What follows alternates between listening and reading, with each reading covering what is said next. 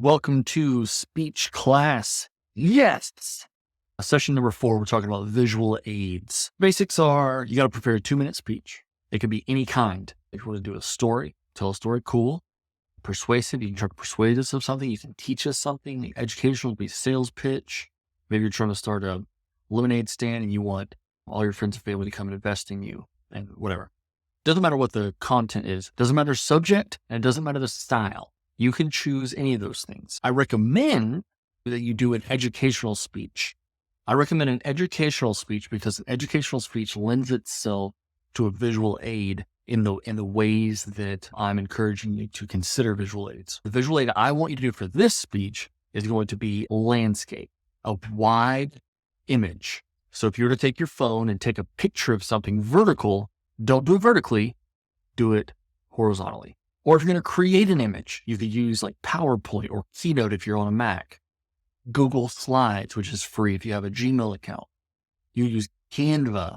You could use MS Paint. You could create a Word document, just do a screenshot of it. You can do anything you want, but you need to create an image that will be a slide. The reason I want it to be a digital image is I do not want it to be like CC when you came as a little kid and you brought your favorite toy. Well, here I have some fingernail polish.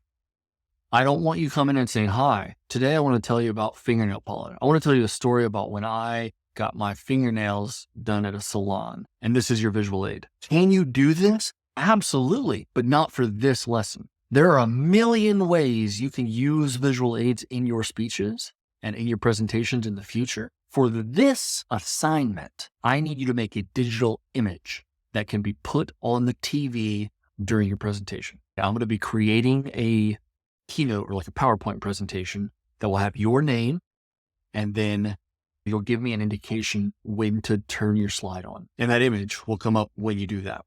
In terms of timing, think about timing as sometimes you need the image to come in at a specific moment, and sometimes you want it up when you're introducing yourself.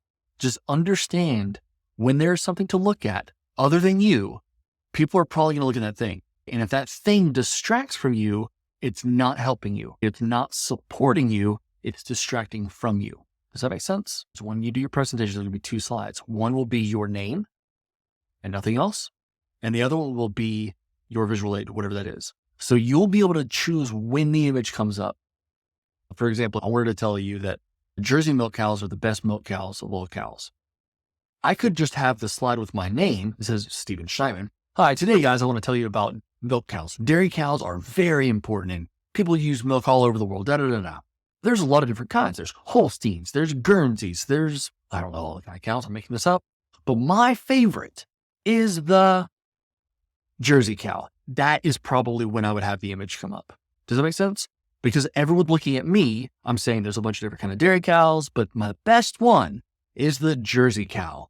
Click, image comes up. If that were up the whole time, then your attention grabber at the beginning wouldn't be as effective because people are too busy looking at the cow thinking, what's he going to talk about?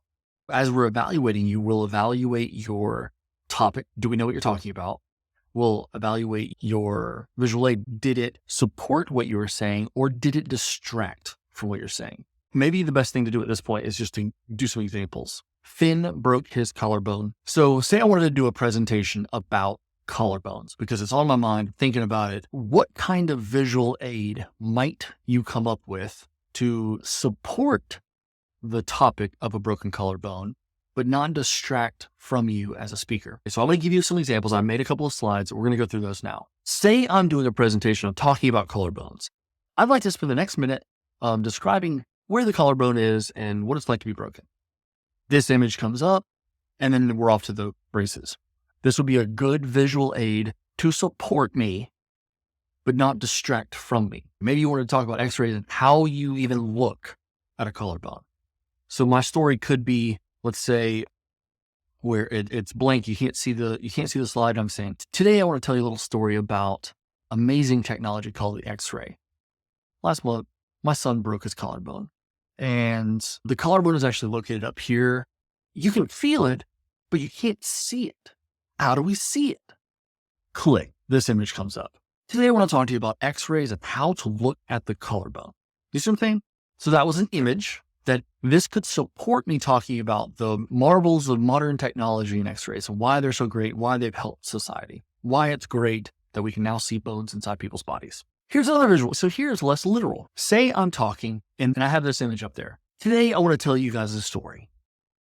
Once upon a time, there was a boy who loved to play sports. He drank a lot of milk. He ate a good diet. He was growing to be a big, strong, strapping young man. This is a story in this image feels disconnected. If someone's looking at this, it's not so detailed that they'd be distracted. They'd be listening to you, especially if you're telling a story, because people are magnetized to stories.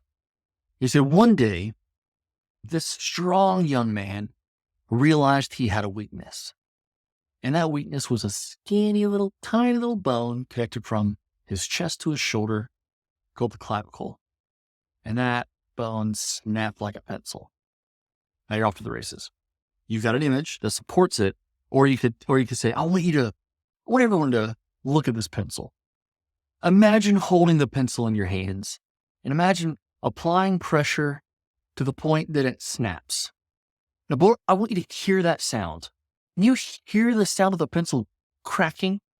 Can you hear it? Imagine it. Close your eyes and then listen to it. Do you hear it? Can you hear it? Can you remember what it sounded like to snap a pencil? That's the sound my son heard last month when he fell and broke his collarbone. Ba. There you go. You see what I'm saying? You're off to the races. It's a good way to bring people in. This image supported my speech, my presentation. It did not distract from it.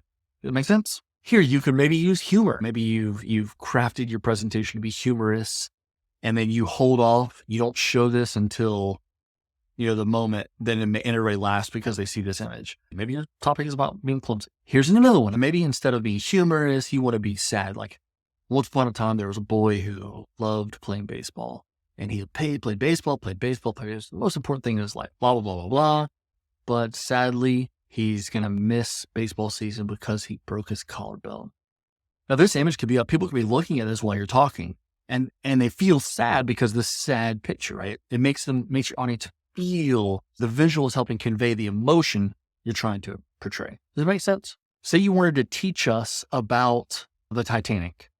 This is a great example of an image you could use that doesn't necessarily distract. You could say, imagine it's 1918. I can't remember when the Titanic was down, but you will have done research and you'll know. Put yourself in the frozen Atlantic in a ship that's supposed to never sink. What would it have felt like? I also use this because I put a title on it. You can use words by all means. I recommend never putting a paragraph, because as soon as there's a paragraph out there, people are going to start reading the paragraph and they'll stop listening to you. So a few words, 3, 4, maybe 5 words max on a slide to be the most effective. Oh, and also make the title big so it's easy to read, but then you want their attention back on you, not on the screen. This is just a way that you could have an image, has no text. There's a lot of room right here that you could add text if you wanted to. Right? Another example of a visual aid you could use, a photo of people in a lifeboat. Maybe you could talk about the technology of lifeboats and how they've improved over the years. Say that's something you've researched. I talked to your parents and said, hey, encourage your kids to do a presentation about something they're already doing in school. That way you can make this speech connected to the work you're already doing. If that's the case, also, maybe in history, you're talking about the Titanic or 1900s, and this is something that's particularly interesting to you. Or maybe you watched the movie Titanic or something and you're just interested in it. Maybe you like to sail. I don't know your interests. Care what your interests are. I take that back. I do care what your interests are. I care about you, but I don't know what you care about. So find something you care about, do some research, teach us about it, use a visual aid that helps support what you're saying without distracting from you. We want to pay attention to you and what you've learned and what you're trying to teach us and what you're trying to get from your head into our heads. Don't let your image distract people from the thing that's supposed to get in their heads. Say you want to talk about basketball. I know a lot of you guys are sports folks. You could have a picture just like this, which is a picture of a basketball. And then you could be talking about any element of the sport. You could say, I want to tell you a story of the first time I played basketball. Cool. This is a good image to support that. Or maybe it's a picture of you doing a layup. This could be a great visual aid. You don't even have to have text. Just have this up so it supports your topic. Or maybe you say, which one's the GOAT? Maybe you could make your case. Maybe you want to talk about why basketball is like a hardcore sport. You can have 3 images and you just put them up there. People think, oh, who are these guys? Or what happened to that guy with the bloody nose or whatever. Maybe you want to educate us on the sport. For the next 2 minutes, I want to talk to you about why basketball is like a geometric game or the math of basketball. You could have this up there as you're talking about it, right? Or you want to talk about the rules. And this would be an example of something you could put up there that would support you without necessarily distracting you. Your task is to prepare a 2-minute speech of any kind. Tell a story, anecdote, whatever you want, doesn't matter. You could review a book and you could have an image of the book. I don't care what the topic is. You have to prepare it and you have to create a visual aid that is a digital image, just like these images that I just showed you, that does not distract from you, but helps you get the thing out of your head and put the thing that's in your head into our heads as the audience. The image needs to help support that. All right. So create the image, send that image to me. I think I had said by Friday. If you can do that by Friday, awesome. At the latest, Monday night. That gives me the day or two to put them in the presentation. So the Wednesday, when we go to class, it'll work. Also, just so you know, we're going to swap. I believe we're swapping speech class and Spanish this session because Finn, with the broken collarbone, has to go down and get x-rays. We have to leave early. So we're going to be doing your speech before, not just before lunch, but in place of Spanish. All right, there you go. Create a visual aid. Email it to me. Prepare your speech. I look forward to seeing what you guys have to present. I think it's going to be a lot of fun. And listen, you're going to do fine. Those of you who are scared, don't worry about it. Nobody's going to laugh at, well, we might laugh at you if you're funny. It'll be fine. Have a great one. I look forward to seeing what you guys come up with. Talk to you soon.